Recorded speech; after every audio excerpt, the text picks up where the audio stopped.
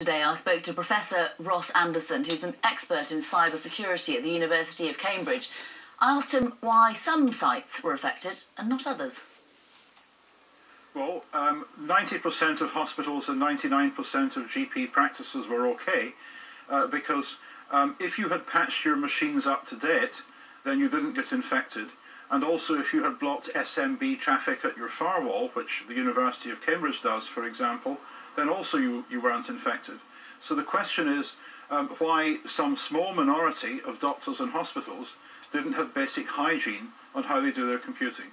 Is there a case that some responsibility ought to be taken centrally? Why were these particular hospitals or GP practices able to be in such a vulnerable position? A lot of people have been trying to make excuses, saying that this happened because we were still running old systems and the centre hadn't given us enough money. But if a doctor had failed to wash his hands after going to the toilet and a patient got sick and died, you wouldn't say that that was the Secretary of State's fault.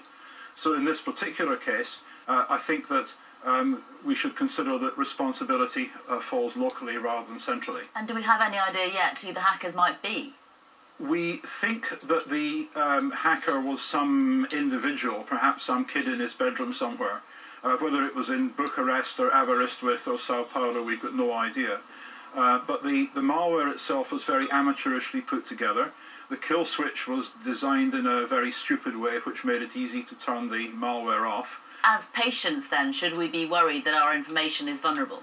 Well, the issue here was not patient privacy, but patient safety. And the particularly worrying thing is that a number of hospitals closed down their A&E departments. Now, you don't actually need access to medical records to run A&E, because that runs on the basis of treating what you see. How many of these hospitals had had a recent major incident exercise, and in how many of them had they exercised about what they would do if the network was down? That's the sort of question that people should be asking here.